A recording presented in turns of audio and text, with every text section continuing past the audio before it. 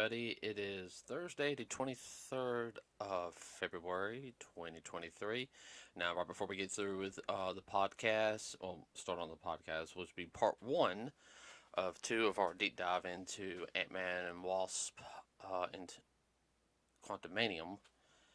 So, I'm going to talk box office numbers real quick. I'm not going to touch on Avatar because you guys know it's not my film. Let's see.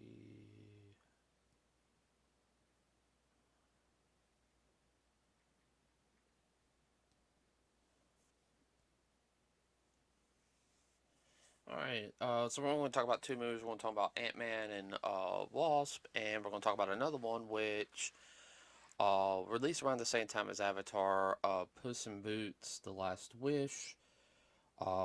Domestically right now it's done $168,464,485. Internationally, $256,698,618 for a worldwide total of $425,163,103. Now this is from Box Office Mojo, everybody.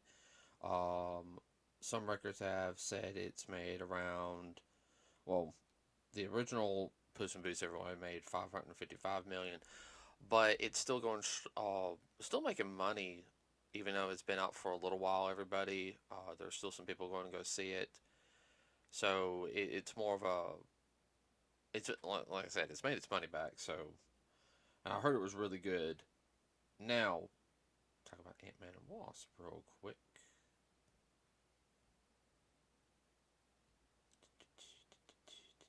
And the movie was like only like I'm not sure how much it cost to make. Alright, so at the time of this recording, domestically it's done $127,473,138. Internationally, it's done $129,699,277 for a worldwide total of $257,172,415.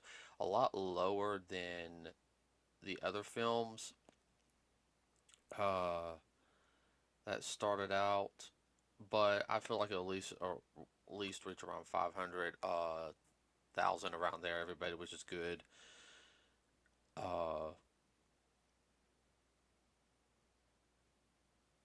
I said, this is very of a family-friendly film, and we will talk about that here in the podcast, which is going to be starting right now.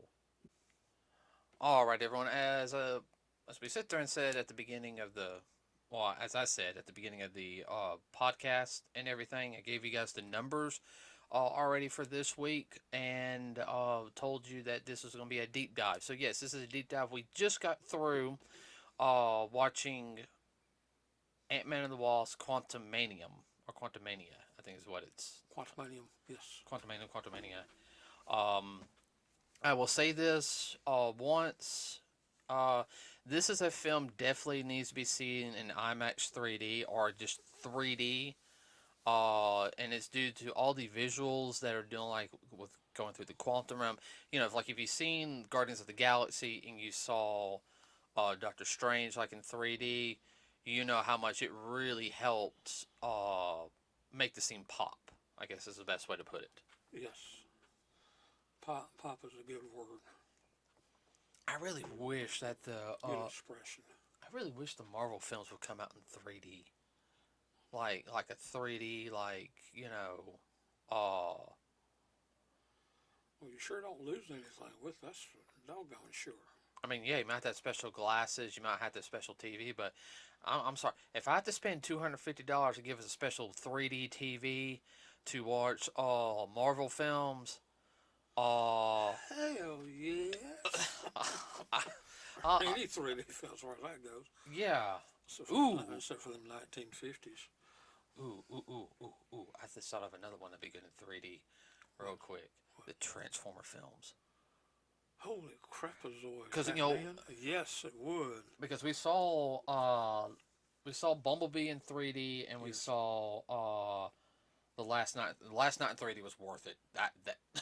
Yeah, that was. All of them need to be 3D, in my opinion. It's worth them extra pennies Yeah, it really is.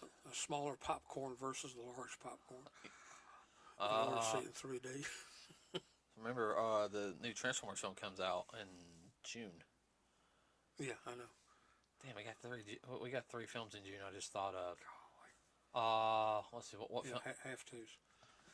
Well, we got Spider Man. Yeah. Of course, we got Guardians.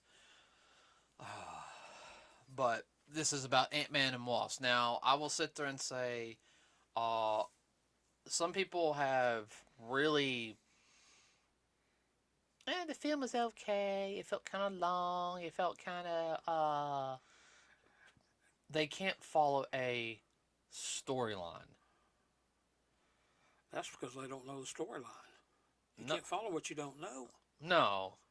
And with the Marvel films, I mean, you can do this one as a standalone film because you can watch Ant-Man 1, 2, and 3 and, Yeah, pretty much get it. get the idea. But, like, the little parts, like, what happened during the Infinity War sagas or the Thanos saga, whatever, the Infinity Stones era. And then you have, believe it or not, what even happened in Loki. Um, Even stuff from Phase 4, due to the fact is that they mentioned the multiverse and the multiverse of madness. And I remember this. You remember where they were talking about the Legend of the Ten Rings?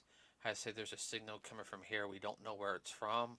Yes. So I'm thinking that this also links with what happened in the Quantumania movie.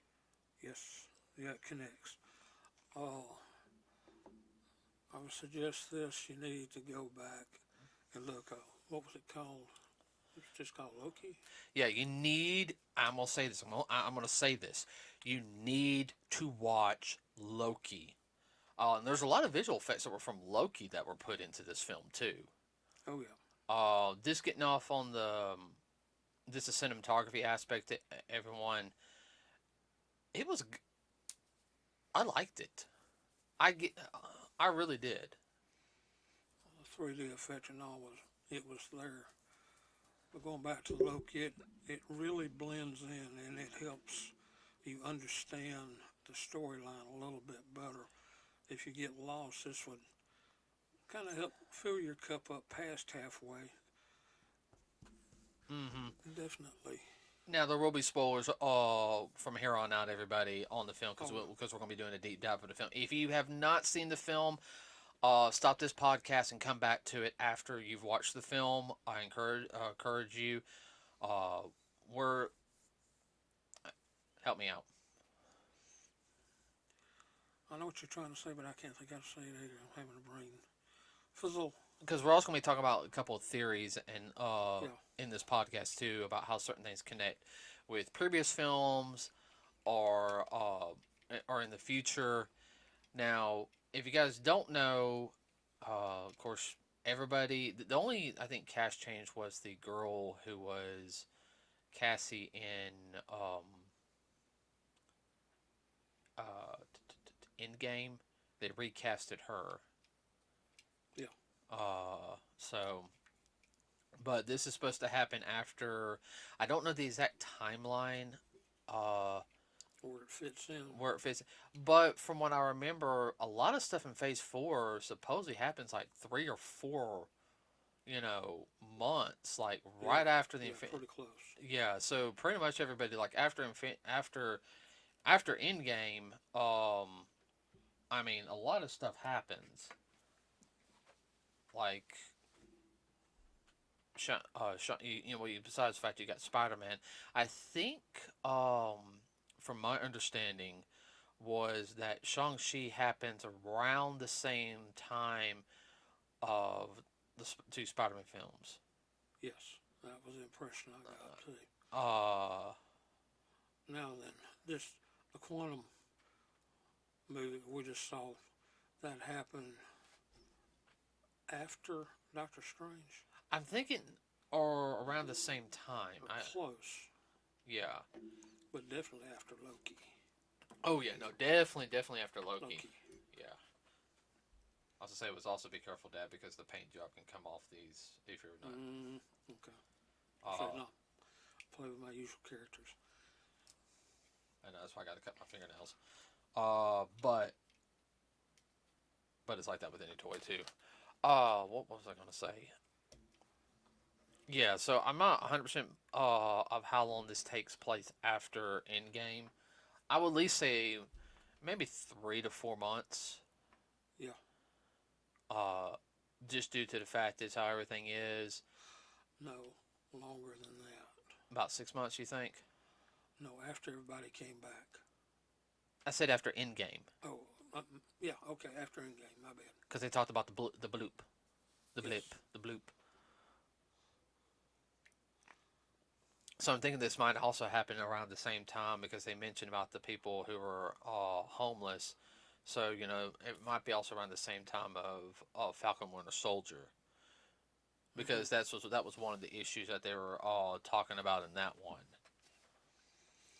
Yeah, well, that would make sense because the Ant-Man's daughter, Cassie, she was going to a protest. Yeah, get a little closer to the mic. Yeah. Yeah. No, she was doing Protest for helping out homeless folks, not just rolling them up and bag them and tag them. right. Well, I mean that's fun and everything, but what is the fact that she used and spoiler alert, everybody, she kind of used she shrunk a police car and everything, so That was wrong. that was wrong, and Oh, you might want this. she's a little too smirky about that. And the worst, and one of the scenes, everyone it shows Scott, Ant Man, just being happy. He's like, my life is weird. It has not been normal, and everything. He walks down the street, people pointing at him. Like Ant-Man. he's Ant Man. So, well, I can understand that. I mean, you're an ex-con, and now people think you're a hero. I mean, that I guess it's a little boost to his, but he wasn't smug about it though. He's just like just a regular guy. yeah, and uh, It's not all about him. and I like the fact that yeah, he wrote a book about it, about him, going that to Ant Man, talking to kids and everything. But he was doing a good pot. He wasn't being snarky, Oh, I'm all, I'm all that in a bag of potato chips. No, he's doing the right thing and all, and talking with kids and all, because he knows the younger children look up to him as Ant-Man and as a hero. And he said, help out the little guy, Always help out the little guy. Oh yeah, and then he gets a call like jail. He had a, why is the county jail calling me? No, it was city jail. Yeah, city jail. Yeah, it seemed like daughter got in trouble and she got canned. Now, I don't know if you noticed this when he was talking about at one scene, when he was showing like he was going like this with the card. You know, the guy in front of him was that agent who was the FBI agent who was watching him. Yeah. And everything. When he was on, house arrest. Yeah. And he was also the He had on an ankle bracelet. Yeah. And he was also the FBI agent from WandaVision too. Yeah. And everything, because he was like because he was working with them. And I was like, that's kind of funny that him and Scott are now friends. Yeah. I did like that little tidbit right there, but yeah, there's some little nuances, funny jokes in there. You just got to pay attention. And of course, Hope and him are dating. He's supporting her in a sense on what she's wanting to do. That's that. Even Scott's like that. Pretty much that's above my head. All the stuff. Yeah, that's past my schooling. Right, but I will say after they pick Cassie up, I can understand him being frustrated with her, and she's very idealistic and everything, but she sees the world through rosy glasses. And I can understand where he, during that whole scene, it's like, I don't want you to do this right. You want to do this fine, but not right now. Enjoy your, Don't rush it. Right. I think that's part of the film too, also. Yeah. FYI, everyone, this will most likely be a two-parter again. Yeah.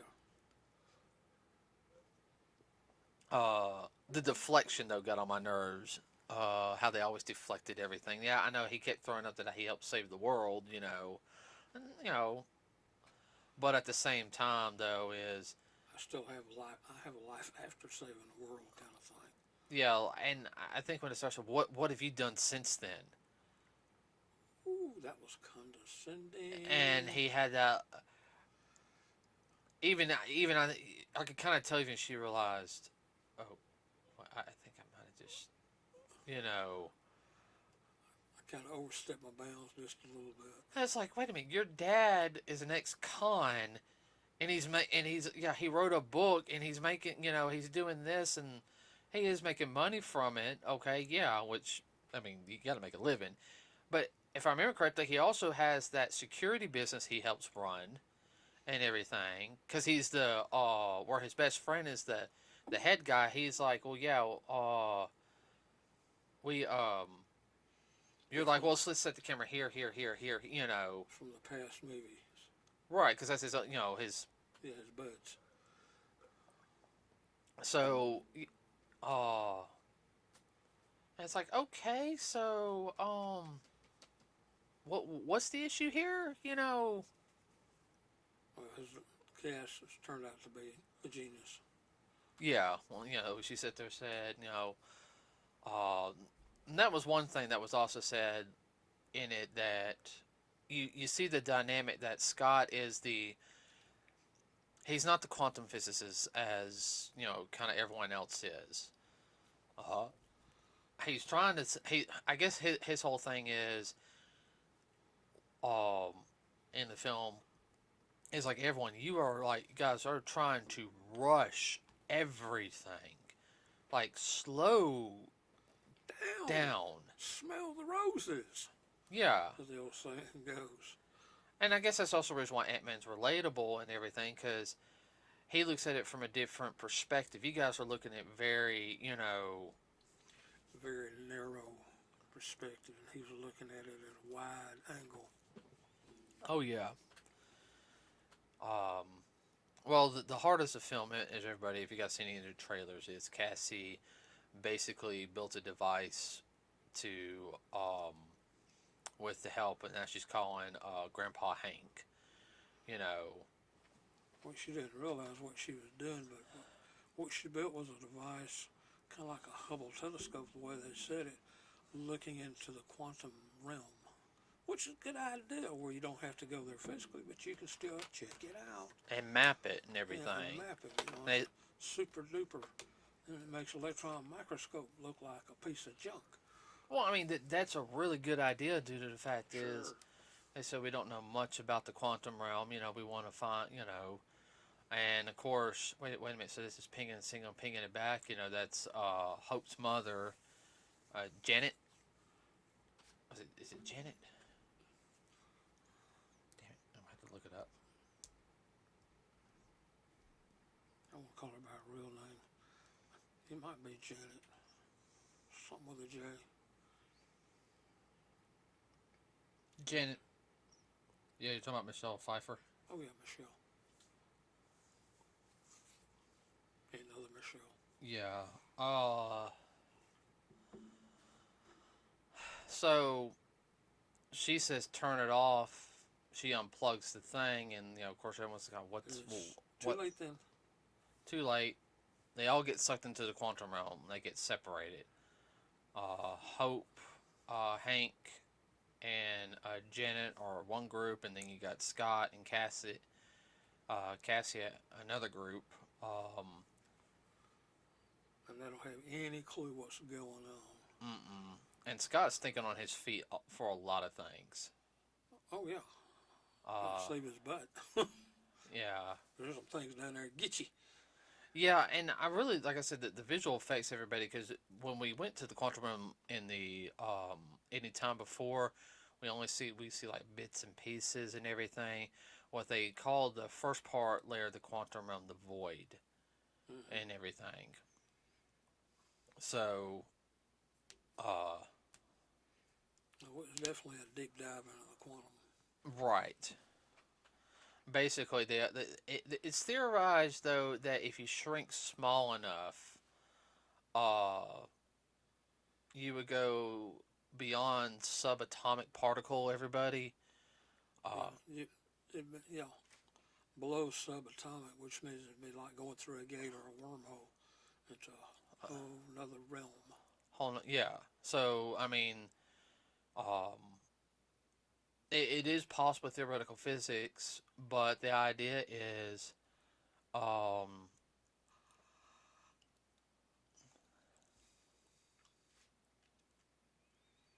I guess the best way, shrinking somebody down and everything. That's the hard problem. But the theoretical physics is there, and that's one cool thing about it is that you see like Hank, who is a scientist, a theoretical physicist, and he's like, whoa, you can see his mind working like, Holy crap! holy crap, and he's a little mad at Jen. It's like, why didn't you ever explain anything, like this? He basically sat there and said, well, you never explained anything, about what what, went what. on, whatever. You kind of get the feeling that, she knows more than she's letting on throughout the entire film. Yeah, she has some issues, no doubt. Oh, yeah, because at the beginning of the film, everybody, the very first scene shows her getting water, a ship lands, and then you see a guy Stumbling along. stumbling along, and that was the end of the Well, first scene. yeah, well, he saves her too. He shoots that That little creature. creature. Yeah, trying to So get her. a lot of the creatures in this, everyone is it's very weird looking.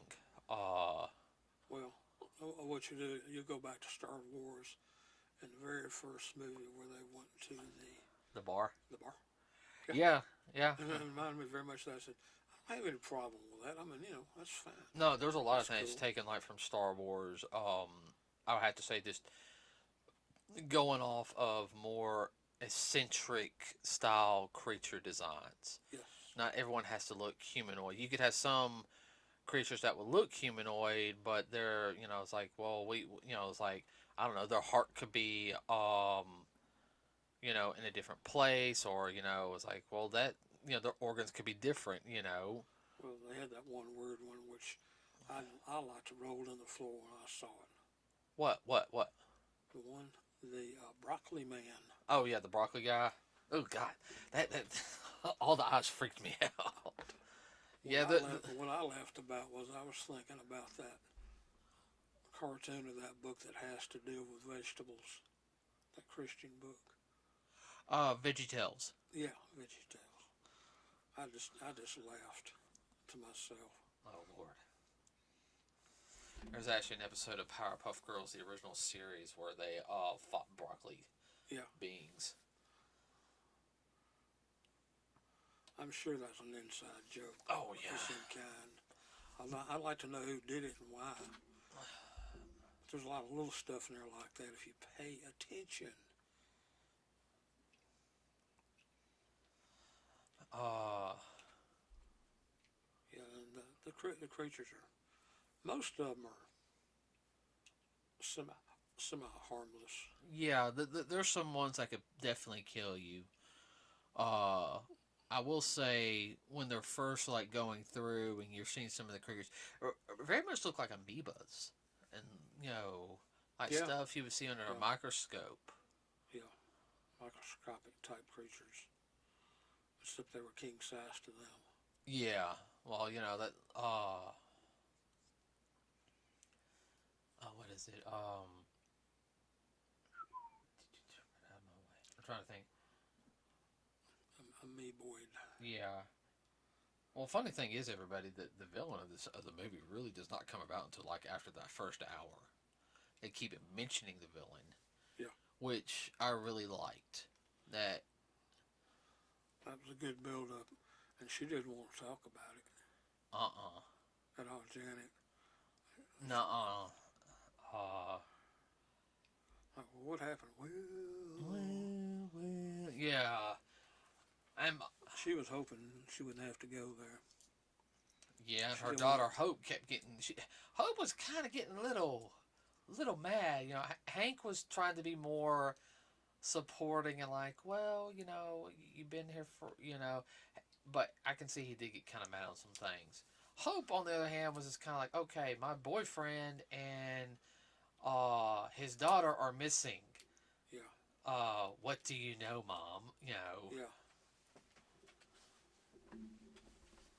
Uh, What are you not saying or not telling? Everything. well, How do you know these and whatnot? well, it's like those. Let me handle it. Well, she stopped them from being scanned by UFO. I'm just gonna call it UFO right now. And she's like, "Shh, don't say a word. We got to keep moving now." And then they see a bunch of what you would pretty much classify as like raiders, like a caravan. Yeah, caravan, something like you would seen out of Star Wars. And she sees a guy. He takes his head piece off. They fight a little bit. She chops his arm off. He grows a new arm. He's like, oh, little, and whatever. After she stabbed him with a sword, he sucks a sword into his body. Right, and then gets a ride and everything. And they just, Hank and, Hope had that look like, if you can see my expression right now, everybody just had that look like, what the mess? Or, What is the deal? And they were friends from way back, right. and that's just the way they do. They just go with each other like a bunch of high school boys. No, junior high boys. Yeah. Well, I mean, you have, and of course, you got Cassie and Scott who are just walking around, and she's kind of in a daze. Scott's actually being very. He's worried in it. He's like, everything's fine, or he goes, she says, you're saying he is freaking out a little bit, but he's pretty much keeping calm. Yeah, well, you don't want to have a come up or then be in the middle of something. Oh, He's trying to keep head above water, keep away from certain situations, and then when it does crank up and whatnot, he's able to duck and dodge and move. yeah, like that they saw that in me, but it was like, oh crap, we need to run after that little eyeball tentacle thing. Yeah, He swung around.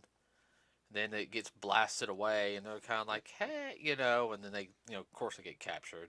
It's like, oh great, we get captured, and then what's funny is everybody he's around a campfire now, and they're like, Gouda goo, Gouda goo, and like, are we going to be eaten? yeah, well, I can Like understand. one of those kind of things. Like we got captured by the cannibals. And you see his daughter. It's like, Dad, uh, Drink the red ooze. Drink the red ooze. ooze. They And pour. they have to hold him down, pinch his nose, pull his head back, and they pour this nasty looking red ooze. He swallows it. Next thing you know, everything. You understand everybody. Yeah, it basically allows you to be able to understand everybody. And he's like, oh, It's a chemical translator. that would be neat. Yeah. Just take a little shot of that, and you would know what everybody's saying around you, no matter what language they spoke. That would help out so much on some things. Definitely. But it's not mechanical, though. It's chemical. It'd be neurological then. Yeah. But yeah, definitely neurological, chemical.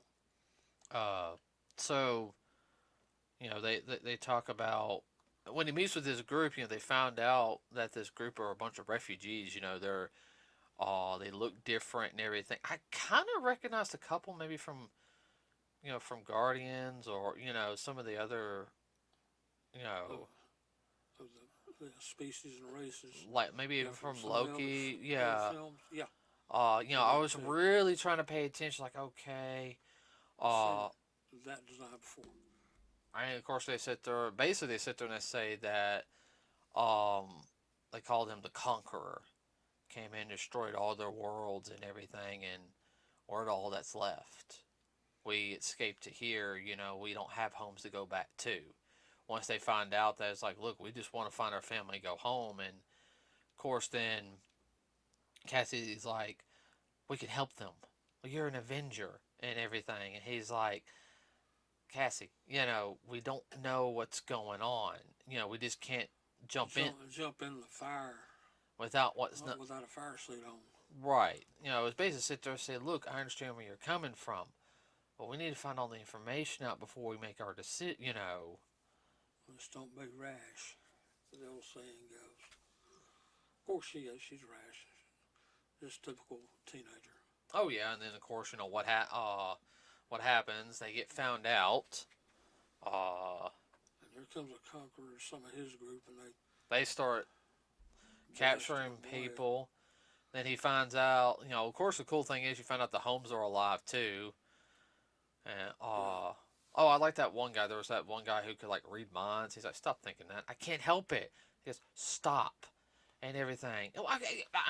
I'm panicked. Pretty much I'm panicked. I'm nervous. My mind Yeah, this guy's a mind reader. can tell if somebody's telling the truth or not. Yeah. Of course, he says who they're looking for. I said, well, we're looking for Janet. Wait a minute, Janet. Ah,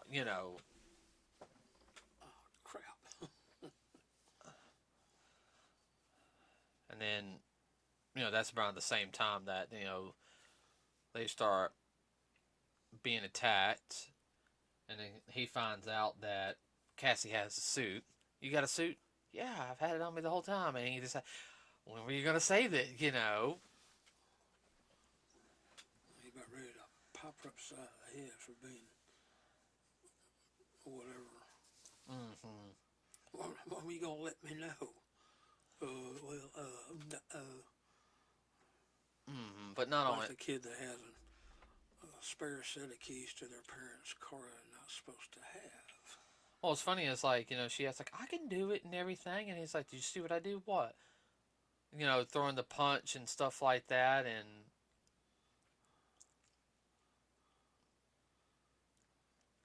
the shrinking and coming back up." Yeah.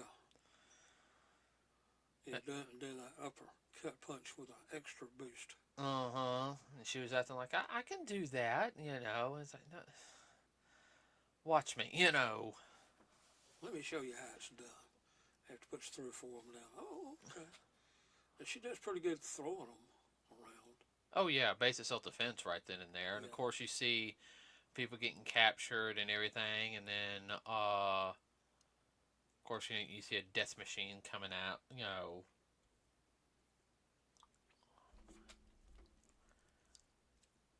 Coming at them and captures them, and the death machine actually looks really cool, believe it or not. That was interesting. We'll explain about that one here in a minute. As funny as though is we go from that. It's how the scenes kind of link up though, because before that's happening, you have Hope and Janet and Hank flying in their little manta ray. I guess what it looked like. Yeah, it looks like Not a manta ray. You know what I'm talking about. It looked like a cross between a manta ray and an amoeba. Yeah, and we go into a bar, and what's really funny is when she does to start pressing the symbols to get into this bar, I was like, the symbols look a little familiar. Mm-hmm. There was a lot of Doctor Strange like stuff that I was seeing in this. Yes. Like, and here's a perfect example. Mm-hmm. I was kind of like... Of course, that symbol is also on. Is a window in the house that he stays in. Yeah, I know that. So, I found that very, very... And I'm not even joking, everybody. I'm being, like, really serious. Yeah, a lot of stuff that they showed, you can relate it right back to Doctor Strange and Doctor Strange Quantum. Or multiverse. Because it gets right into the magic. Like the first time he went in, that guy that had been trained and went rogue.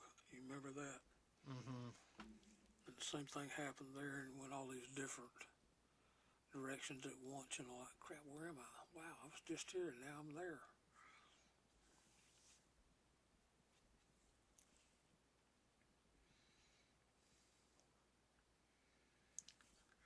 sorry. where Strange uses magic in order to Tap into things. tap into things. Um, you know, walking to the bar scene, that bar reminds me of a lot of different bars scenes. Yeah, with the creatures, I said, wow, it's Star Wars. Yeah, But that's fine. a lot of the creatures looked really cool. Something that even 10 years ago would have been hard to do. Mm-hmm. Uh, well, I should say Of 15. course, what I was thinking was, wow, boy, that'd be a cool cosplay. Yeah, a couple of them. Yeah. Now, of course, what's her name? Janet makes them drink some of the red goob and everything. Yeah, gets a shot of that. And Hank keeps touching his hearing aid, like, what the, what's going on, Yeah, that's right. It was a hearing aid. It wasn't a spy piece. Yeah, it was his Just a hearing regular aid. hearing aid. Well, see, that was one of the really cool things, and we'll explain about that one here a little bit later. Now, one of the, they found a little bit more about Janet, because Janet's like, contact him. And yeah, it was a lot. She was one of the main focuses in the film. That's fine. That's fine. But it gave he's into the whole storyline. A friend of ours, he kind of poo-pooed it because of that. Well, it really Ant-Man and Wasp. Well, you had two Ant-Mans and two Wasps in the film. Mm-hmm. Think about it. Hank was Ant-Man. Yes. And Janet was Wasp. They were the first. Yes. So, it's not just about the second generation. You got the first generation also. Yes. So, basically, you find out Janet was not alone. She worked with freedom fighters to fight people. Because, and you find out a little bit late. You'll find out a little bit later why she started all that. She contacts a guy who's explaining all this, and it's Bill Murray, everybody. And Boy, that's perfect. yeah, I knew it was Bill Murray at the back of his head. I was like, God, it's Bill Murray. I didn't even know he was in the film. He does quirky parts really well. Oh yeah, no. Well, that makes you wonder, is he quirky in real life? I think he is. Yeah. Now, one of the things though with that scene, you kind of find out that we were kind of a thing and everything, and Uh-oh. Hope got mad, but I could see Hank had that look like. Well, about 30 years, I understand. We had a little thing on the side. Yeah, he said he had a thing on his side. Well, why didn't it work out? It wasn't you, babe, and everything. Boy, that was quick. I thought, save! Meaning that he tried to move on, but he couldn't. He's like, you were the love of my life.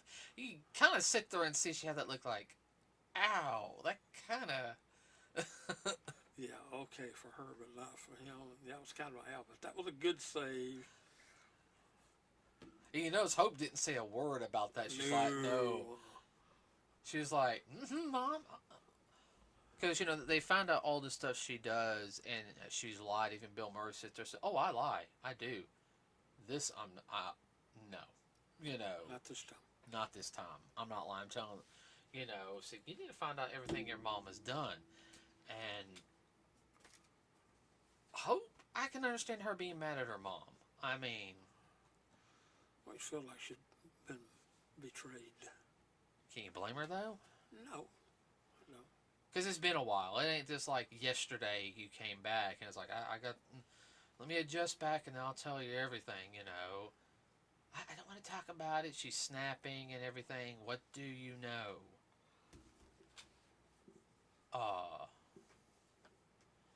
Not to mention the fact that you have, of course, Bill Murray betrays them and everything. Well, of course. He's very convincing, and it'd be the whole thing if Bill Murray's character was like, I I got people I have to answer to. He goes, I got to answer to him. If something happens, they'll put somebody else in charge, and all the people that are under me are going to die. You know, And if I don't do it, I'll be snitched out. snitched out. I have to think of the people you know. I got people over me and under me. He Gonna go, keep me. well, I mean, if he said something like that, but, you know, it was kind of no love lost what happened to him. You know, that scene right there, of course, you know, the hack that, you know, that they get the ship he comes in. Mm-hmm. That was an old-fashioned Western shoot 'em up scene, right there. Yeah, it was. Yeah, there was a lot of cowboy and Indian stuff in this. Oh yes, there really was. I liked it. I thought the choreography was really good. Mm-hmm.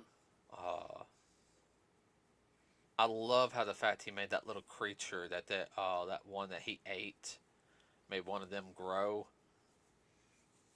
Yeah, that was payback. Uh-huh. The ship, you know, being alive. Is the ship alive? Yeah, you know, putting his hands in the ship to pilot it. That was kind of cool. Yeah. Kind of reminded me of something from G.I. Joe, the movie, because because their technology was organic, everything was alive. Yeah, that's kind of weird. So, and of course, around this time, everybody, this is where the movie is kind of starting to come together. Both groups are coming in. Like I said, well, we're not going to dissect every scene and everything. But yeah, at this point, you can sit there and see there's a rift between the groups. In a small sense, you've got Hope and her family. You know, they're mad at their mom because she's not telling them everything. You've got to tell us everything, pretty much, if we're gonna, if we're gonna get out of this. Poor Scott and Cassie, they have no idea what's going on. They're like, look, what the, you know. What's the deal? They're just kind of stumbling along, figuring it out as they go along, trying to anyhow. They know this guy's bad, but at the same time, they don't want to, you know, it's like... They just don't know how bad, but they're afraid of how bad he may be, and their fears were justifiable. So, everyone, the guy who plays in the movie... Oh, he's a good bad guy. The guy who plays it is Jonathan Mayers, and he plays Kang the Conqueror. Okay, now everyone doesn't know who that is. He's a major player in the Marvel universe, well, Marvel comics and everything. Now, Jonathan Mayers, this is his second time on a Marvel role. Everybody, he was originally the one at the end in the series Loki.